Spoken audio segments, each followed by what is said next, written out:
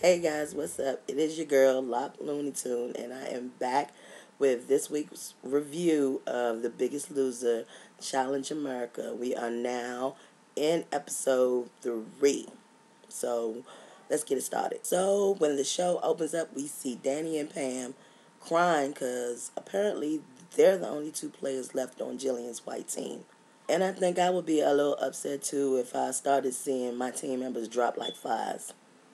Next, we see Allison take the players into this huge room filled with junk food, TVs, video games, and then she explains to them that children watch television for about 4.5 hours out the day. I was really shocked when they showed a clip of Noah, aka Bingo, saying that he had sat down and played a video game for 17 straight hours. So they conveniently tie in this amount of hours that children spends their time watching TV with the upcoming challenge. So whoever loses the challenge out of the blue, red, and white team, they have to spend 4.5 hours locked in this junk food room for an entire week. This is when we finally get to hear Alex talk a little bit about childhood obesity. We haven't really got to hear much from her, seeing as though I guess, they had too many players to balance it out. But I didn't hear from Alex the first 2 episodes as much. So finally, she gets some, airtime to talk about how she feels about childhood obesity. As you might think, the challenge was a little nerve-wracking because nobody wants to spend 4.5 hours in this junk food room during their workout time, the time when they're supposed to be working out in the gym. They'll be sitting in that room. And nobody was more freaked out than Pam.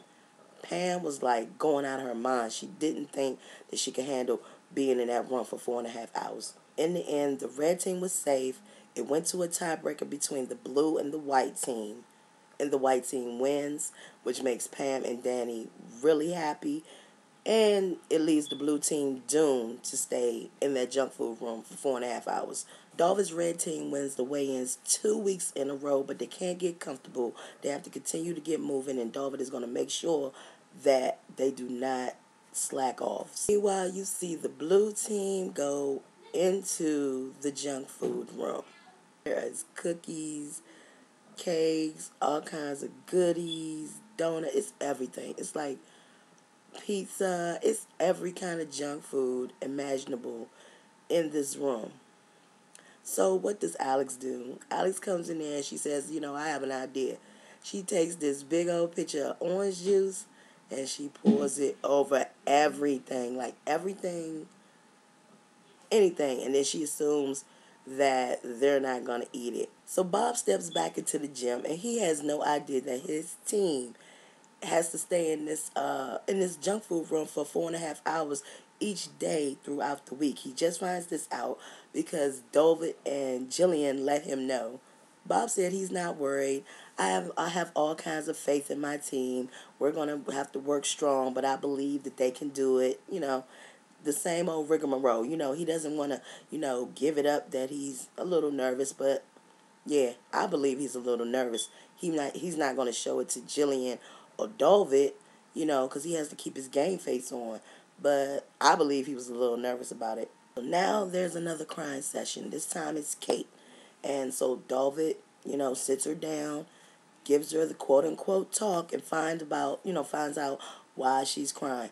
So she says, she has a trainer at home that she doesn't feel like that she's giving her all. She pretty much goes to train, with her trainer, and then when she gets home or when she leaves, it's like right back. It's like she's not really putting in the effort. She's more or less like she's wasting her trainer's time. So Dovid tells her that she needs to do this for herself way more than she needs to do it for him. She needs to do it for herself. So Bob goes into the junk food room to see his blue team. So you guys know what that is. It is time for the pep talk. So Jillian and her count them, 1, 2, white team members are now working out in the gym, and all of a sudden she sees Francelina, who is on the red team. She sees her over in the cut kind of working out. So she invites her on over. Because it's really not about the blue team, the white team, or the red team. It's more about, everybody getting together and working out because they're all there for the same purpose. So I totally commend Jillian for doing that and welcoming Francelina to come and work out with the rest of her team.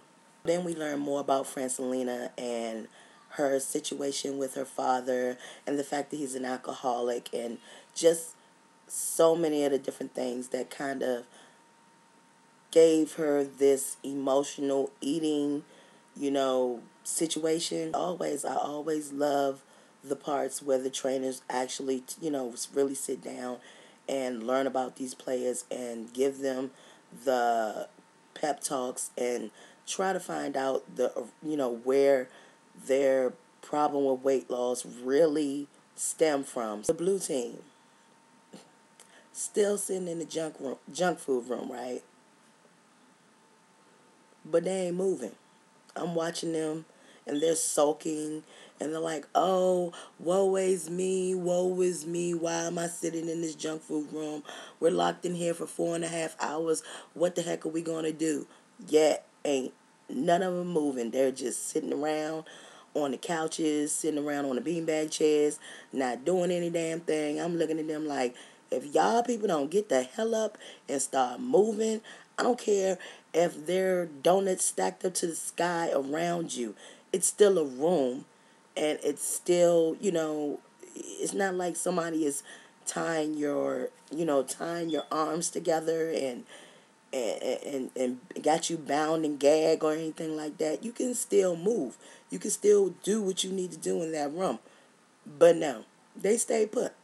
So next we see Bob. He sends a doctor, a nutritionist, a pediatrician, and a nutritionist to go, check out the kids, check out Noah, Lindsay, and Sonny, and see what they're doing in their homes to try to give them some tips on how to manage their weight loss. During this visit, we find out that Sonny is a vegetarian and that Lindsay, she's pre-diabetic. The doctor tells the kids pretty much how they can handle their weight loss, but the first thing she does is go all ham up in their house and just de-junkify the whole entire house. Like, she cleans out all the candy, cookies, everything that's remotely, unhealthy for these kids. Then we cut back to the blue team and they're out of the junk food room. Their 4.5 hours is up and they go to work out, but they're not motivated. They're not pushing themselves. And it seems as though that the junk food room has had some type of effect on their motivation. But for me, I seriously think that they really need to get it together, because regardless whether you're in a junk food room or out here in the real world, you're going to encounter temptations and they're just going to have to deal with it somehow. They're not going to be on the ranch forever, so they're just going to have to deal with this. But Bob could see that the junk food room was totally affecting their workout. Next, there's the challenge. A giant gumball machine, 10-pound gumballs, and a nasty-looking bubblegum pit. So this time, David and Pam cannot compete because they are not medically cleared to compete in the challenge. And the winner of this challenge gets a year's worth of healthy groceries worth $5,000. So the players are competing in the competition and Michael's knee is acting up. And then Jackson almost throws up in the pit. In the end, Francelina wins the challenge for the red team and they get the groceries. So it's time for the last chance workout. David's team, they're getting it in. Pam, she's actually doing better this time. Jillian is really, really very proud of her. And then all of a sudden, I blink my eyes, I turn around, and she's crying again. So Pam and Jillian start arguing. Jillian pushes, Pam pushes back.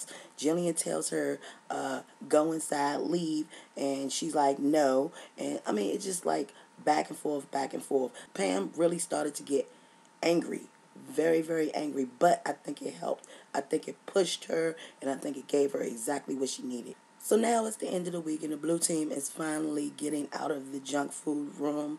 They're in there for the last time, and it's time for them to leave. So Bob shows up. So he comes in there and he's like, well, how many calories did you burn while you was in here? So everybody looking around like, what? What? But this right here, and when I watched it, I was just like, well, that looks a little scripted, because the whole time that you watch the show, you cut to them in the junk food room, and they was never working out. They was never working out, and they was just sitting down. And then all of a sudden, at the end of the week, Bob comes in and then says, oh, how many calories did you burn this week? Seems a little questionable about a little bit, really being scripted. Anyway, since obviously they didn't burn any calories, he decides to have the last chance workout in the junk food room. So he takes out a deck of cards.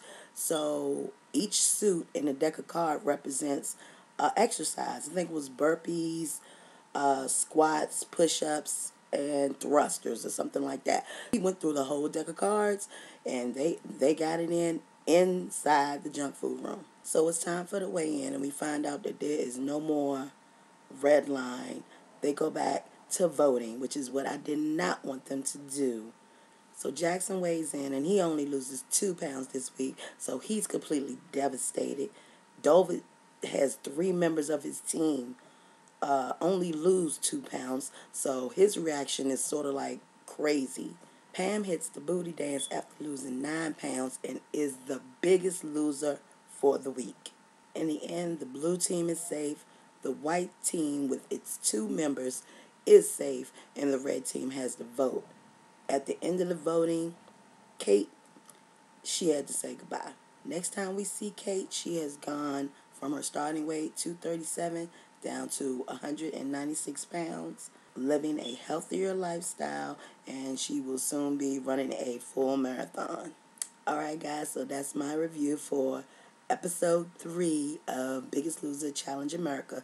I will make sure to put all the weigh-in information down below in the description box, and I will see you guys in my next video. Alright, peace.